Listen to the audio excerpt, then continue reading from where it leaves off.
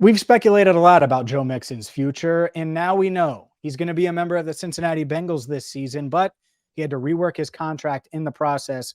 Let's dive into it. We have breaking news right here on Cincinnati Bengals Talk, and no intro video needed. Hi again, everyone. I'm James Rapien. Make sure you hit that subscribe button and ring the bell for moments like this. Friday night, you were probably kicking back, having a cold one. I was about to, and I will after I record this video. You better believe it, as will Andrew Fox Miller. But look, Joe Mixon is going to be a member of the Cincinnati Bengals this season, and he agreed to a restructured contract. And this doesn't surprise me, and I don't really think it should surprise anybody, because I know I've been deemed like this Joe Mixon hater or whatever it is, but I looked at it, and I thought this was inevitable. I thought it made sense. When you look at this running back market, Dalvin Cook can't get a real offer from anyone. Miami flirted with him, but he's not getting a lot of money.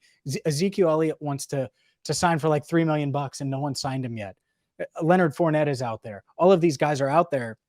And so you look at Joe Mixon, and he was set to make have a $12.79 million, 12.71. Either way, round up, $12.8 million cap hit this year, $10.1 million in cash. It did not match up at all. It wasn't remotely close.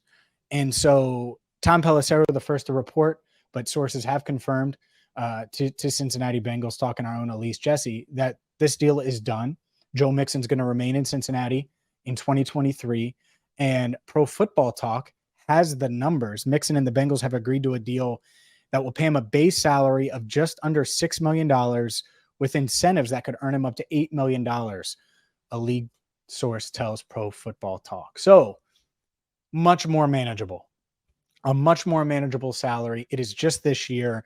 And Mixon certainly sounded excited in the statement, or at least his agent was happy that he was able to keep his client in Cincinnati. He said, quote, "Joe just agreed to a restructuring of his deal. His goal is to win a Super Bowl and play his career in Cincinnati, and this is the best way to accomplish these goals."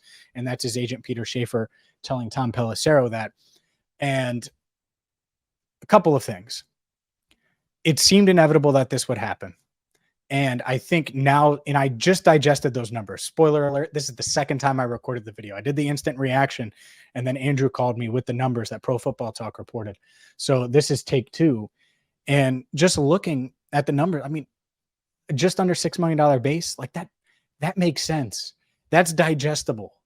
And it makes sense for the Bengals. It makes sense for Joe Mixon. It's more than he would get on the open market, guaranteed. Like, I guarantee you there was never going to be an incentive-laden deal that would get him to $8 million and nearly $6 million in base salary. And so he stays home. He stays comfortable. He stays in an offense where he was productive last year with 60 receptions and should be able to play even better this season behind an improved offensive line. And I think when you look at that, the ability to win, all of these things, Joe knows what he has. And the Bengals know what they have in Mixon. And it goes hand in hand. And I think so much during this offseason, when someone like me would say, I would rework Mixon's deal, I would not keep him at that number, it became hate. One side hating the other in this giant debate and almost like political season. And it didn't need to be. It was just pretty simple. This makes sense. This makes sense for all parties involved. Mixon gets more than he would get in free agency. The Bengals keep the guy that they want. They want to keep Joe Mixon.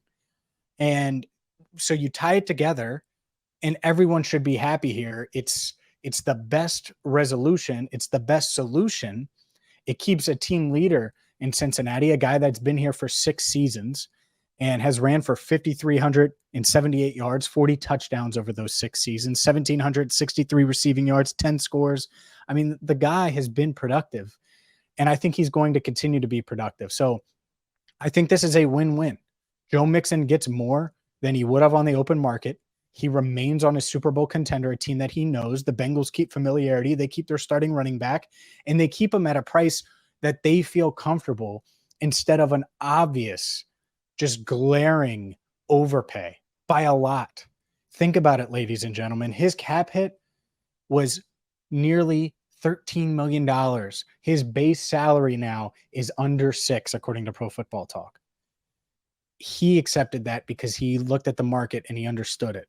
So I think this is good news for both sides. Obviously, a pay cut sucks. It stinks. At the same time, it keeps him in Cincinnati. And now he can show everyone that he is still that dude and that he can still play at a high level alongside Joe Burrow in this explosive offense. So I think it's a win-win for the Bengals and for Joe Mixon. So my instant reaction, thumbs up. I think it makes a ton of sense. And now the question is, why now? Because all offseason we've talked about this and we've discussed, well, when are they going to do it? Are they going to do it? And there was so much debate, and they were always going to do it based on what I had heard, that this was always something that they were going to try to do if they needed to. And so why would you do it now? I wonder if the other Joe is right around the corner. Maybe a Joe Burrow extension is coming soon. Maybe a T. Higgins extension is coming soon. Maybe they're going to be more aggressive in that department now that they have some cap room open, even more cap room, to be clear, open to try to extend some of these guys. Maybe they approach DJ Reader on an extension. I doubt it ahead of Joe Burrow, right? I think Joe Burrow is the focus, but maybe this is one of those final pieces. And the next thing is clearing the decks to get Joe Burrow done. So we'll see, but this is a step in the right direction.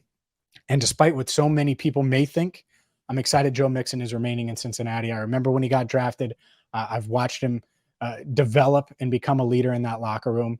And I love the energy he brings. And hopefully we see the best of Joe Mixon this season, and he shows the NFL that he is one of those elite running backs.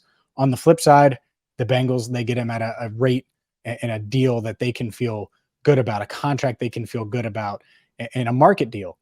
And maybe it's still above market because he wouldn't have gotten that on the market. So he's still paid at a reasonable salary. It's not like he's taking pennies here. So good for Joe Mixon, good for the Bengals. Is Joe Burrow next? Well, this is why you have to hit that subscribe button. You have to ring the bell right here on Cincinnati Bengals Talk, because when breaking news happens, obviously we have you covered right here on CBT. We have an exclusive one-on-one coming up with Tyson Anderson next week, so stay tuned for that. We have plenty of other interviews and obviously training camp right around the corner. For Andrew Fox Miller, I'm James Rapien. Thank you so much for watching Cincinnati Bengals Talk.